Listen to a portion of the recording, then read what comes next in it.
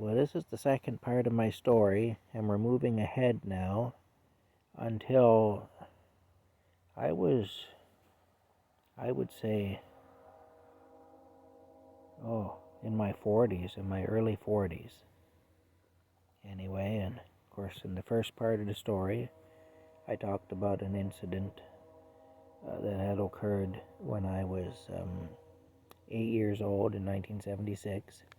We're moving ahead now into the 2000s, so we're moving decades ahead. I would have been in my early 40s when this happened. Well, basically what had happened was I had befriended an older couple. I often get along well with older people. My grandparents, my dad's parents, were really important to me in my life and when I was growing up and everything. And so I find I often get along best with older people anyway. I think that's probably why. And I didn't really have much to do with my own generation, or they didn't have much to do with me, I guess. I wasn't really, just didn't really fit in, I guess. Anyway, I befriended this older couple, Jim and Della, and they had rented a house from a friend of mine. That's how I knew them. And they had a son who stayed with them because he had addiction issues and so on. He was actually only a year younger than me. In fact, he was a year younger than me to the day. His birthday and mine were on the same day, but he was born in 69 and I was born in 68. Anyway, unfortunately though, a friend of his from high school, who he had hung out with in high school and did drugs with and everything, had latched on to this family. And he kind of followed them everywhere they went. And he pretty much lived off them. Della, she felt sorry for him. And so she was an enabler, I guess you could say Della was, what they call an enabler. And she would finance his and her son's addictions. And Della herself had an issue with alcohol. Really nice lady, good-hearted, really a wonderful person, but she just couldn't handle alcohol. She had a problem with alcohol. So I think she understood addiction, and so she had a heart for those people who were addicted. And she was just naturally a very good-hearted person. But the problem was, she really wasn't helping. She felt like she was helping. She believed she was. But what she was doing, in fact, was enabling. Anyway, so they were financing both their sons and this fellow whose name was Sean. I'll just use his first name. Sean's addiction. I didn't like it. I didn't like the way Sean was taking advantage of them. I didn't like the way Sean would bully them. This was an older couple. These people were in their late 60s at that time. And I don't like a young, strong, healthy man to be bullying an older couple. They had a party one time for their grandchild, 4 years old. They had a birthday party, and Sean came to the birthday party. And the 4-year-old grandson there, he had some friends around and stuff. And but there were a few of us adults there too. And the whole time, Sean sat there and talked about how he was the best at fighting, and he was the best at doing plumbing and heating work, which he very seldom did because he never kept the job for very long. He'd steal from his employer and he'd lose his job. Anyway, he'd talk about that. He'd talk about how all the women wanted him, and just on and on and on. And he was telling this story that he dated some girl in Carlton Place, which is a neighboring town. And anyway, he broke up with her, and she came around begging him for one last trip to bed. because he was so good at sex or whatever that she had to have him one more time, and he refused. And she had some nude pictures of him on her phone, and she said that she would show everybody in town the nude pictures if he didn't. And he didn't, he said. And then she showed everybody in town the nude pictures. And then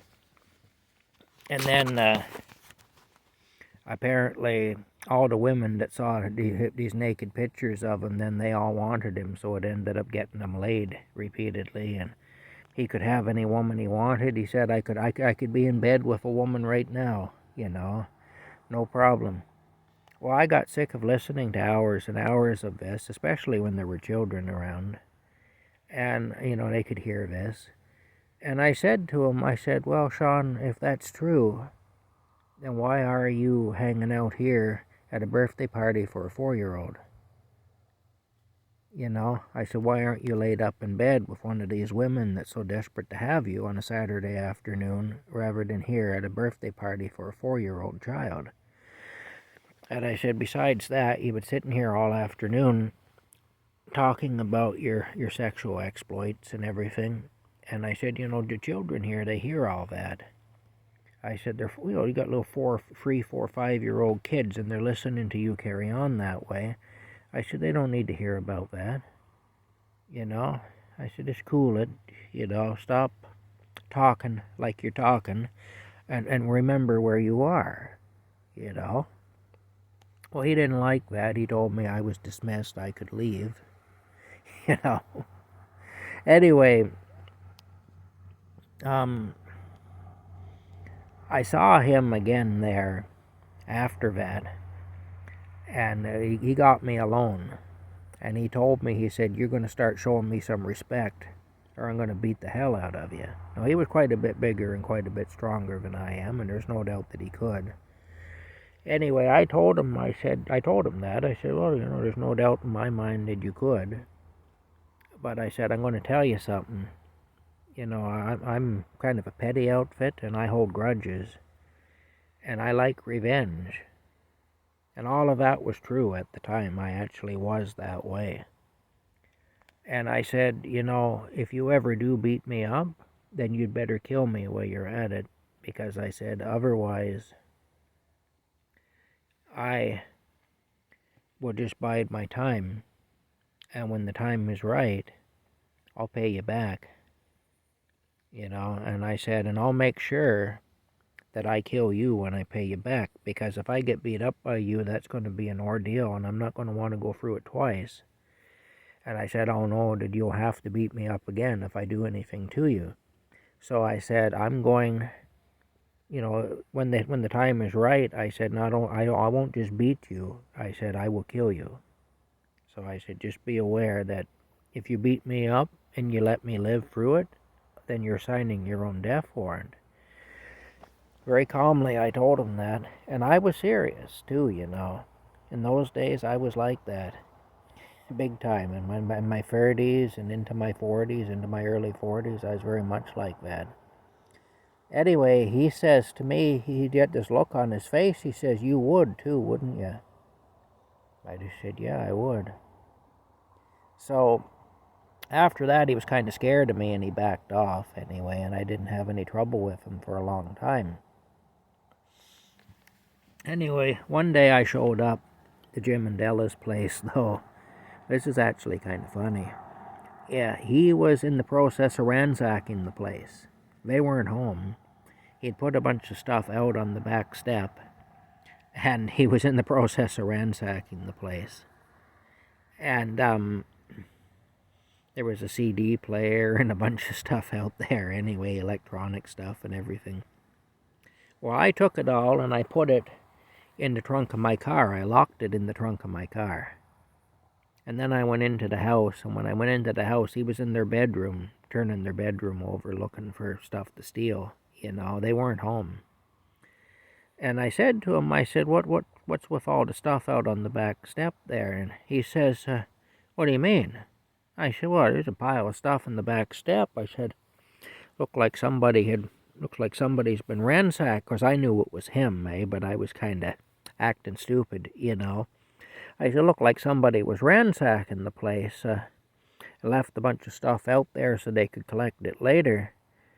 Anyway, I said, I've locked it all in the trunk of my car for safekeeping until Jim and Della get home. Well, Jim and Della, they came home a little while later. And I told Jim, of course, Jim knew darn well who the guilty party was. But I said to Jim, I said, I showed up here and Sean was in there and there's a bunch of stuff sitting outside from your house and electronics and everything. And I said, I don't know. I said, well, maybe when Sean showed up, he scared them off. I don't know. But I locked everything in the trunk of the car, in the trunk of my car for safekeeping anyway. So all your stuff is in the trunk of the car.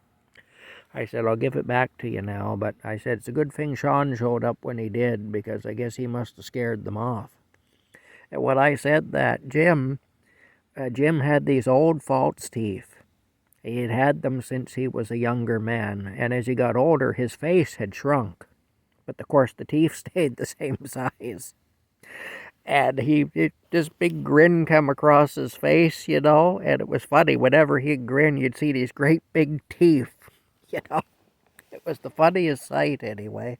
Used to make me laugh, but anyway, he just grinned at me, and I went to the trunk of my car and I took all their stuff out and gave it back to them. But anyway, Sean held a grudge against me for that, too. But anyway, moving along to the incident that happened. Of course, so Sean had a lot of pent-up rage directed toward me, but he was kind of afraid to do anything because he figured I was crazy enough that I'd end up murdering him if he did. And he was right to think that, because I was that crazy. At that time I would have. I didn't make idle threats. I meant every word that I said to him, Anyway, it ended up, though, that I showed up at Jim and Della's place, and again, they weren't there, but their son was there, and Sean was there. Their son was passed out, though. He was either drunk or high and passed out, and the son's girlfriend was there, and Sean was there.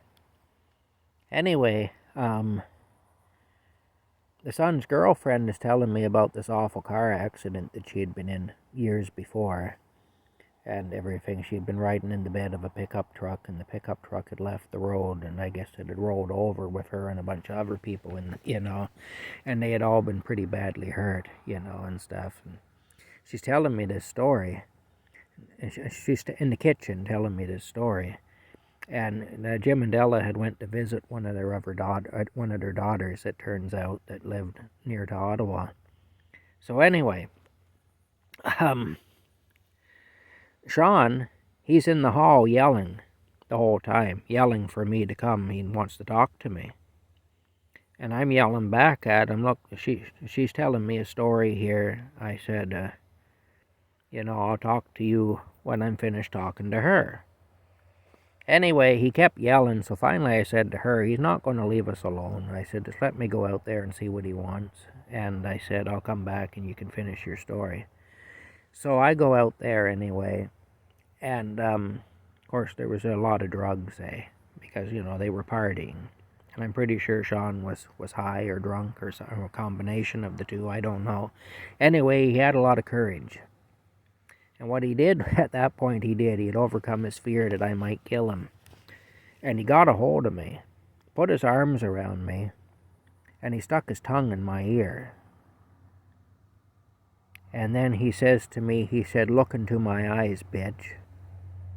I couldn't get away from him. Anyway, he said, look into my eyes, you effing bitch. Like that, Anyway, I couldn't get away from him.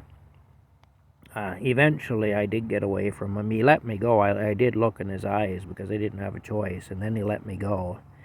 And at that point, my knees were failing me. My strength just left me. I was in a complete state of shock and discombobulation and everything else.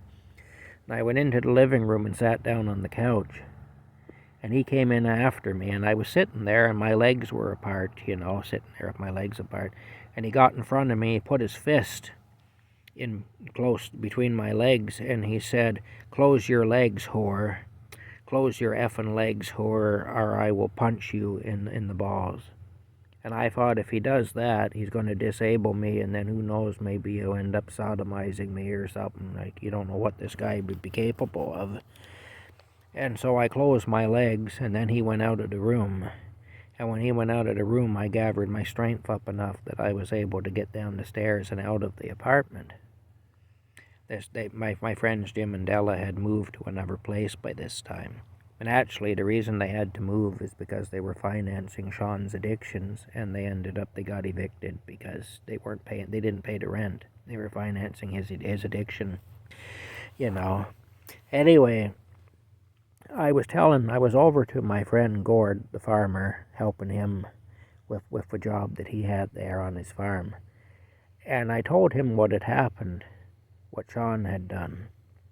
And when I said that, he said something to me that really, he didn't know about what happened to me when I was a kid. But he said, some people are demons. And he said, what you were dealing with there, he said, you were dealing with a demon. And I thought about that, And the thing is, see, when I was 8 years old, the pedophile that came after me and was doing those things to me, the way I made that stop is I looked him in the eyes. That sent him into a rage, and it frightened him too, I'm sure, because he never came near me again. Once I turned around and looked at his face, he never bothered me anymore. But see, that's exactly what Sean Melvin had done. He had forced me while he was sexually assaulting me, putting his tongue in my ear and calling me a slut and a whore and all that. And, degrading me as a man. And for the record, I'm not a homosexual, I'm straight. Women have never really cared for me much, but I am straight anyway. It's actually been kind of a painful thing for me because I've been rejected as much as I have been, by women. But the thing is, I am straight, I'm not a homosexual. But, anyway, when my old friend Gord said that, even not knowing about what had happened to me when I was a child, it really hit home. Because here I'd stopped that first pervert by looking him in the eyes. And what did Sean force me to do but to look into his eyes while he was sexually assaulting me? See, the same demon that was in that pervert in 1976 was in a different pervert in the 2000s. I can't remember the year now, but I was in my early 40s, so it might have been 2010 or 2011 or something. I really don't know. I turned 40 in 2008, so sometime after 2008 anyway. Well, that's the story. That's what happened anyway. And like I say, my old friend Gord put it into perspective without knowing that he was putting it into perspective. Right away I made the connection when he said that, because that looking into his eyes thing, it's like I beat the demon by looking into its eyes. And then the demon couldn't stand that, so it had to degrade me in that way, Anyway, like I say, this is the stuff that goes on. This is the stuff that happens in the world, And we all have to deal with things that we don't want to deal with sometimes. And that's just something I had to deal with anyway. But I did have it out with Sean a few days later. I went home. That was on the weekend. I went home that night and I started making plans to murder Sean. I was going to take his life. And I was just piecing it all together how I was going to do it. Because I felt like I had to take his life because I told him I would, for one thing, if he ever did anything to me. And also because just to reclaim my manhood. I felt like he had taken my manhood from me by treating me that way, by doing what he did. And I spent a couple of days just in a blind rage, and that's all I could think about is I have to kill that SOB. And then late on the Sunday night, It was just funny. Something came over me, and I just thought to myself, God will deal with it. I don't have to do a darn thing. God will deal with that. And I remember I was ashamed of myself for wanting to kill him.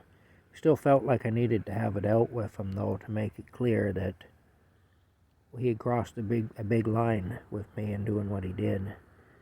And so I did have it out with him the following Monday. I went to see him, and I told him in no uncertain terms that he came very close to being taken out by me, that I had a plan in place to get rid of him. And I wasn't going to follow through with it, because I realized I'd be committing a terrible sin if I did.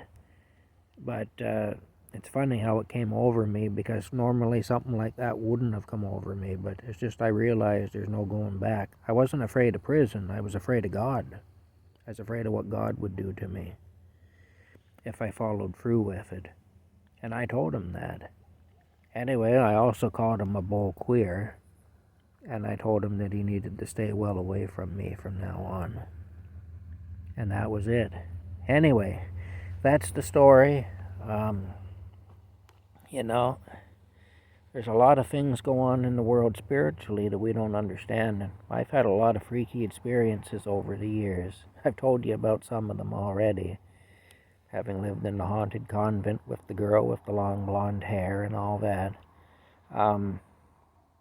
Haven't told you all of them, but I've told you some of them. Also, my apartment in Perth was infested with all kinds of bad stuff.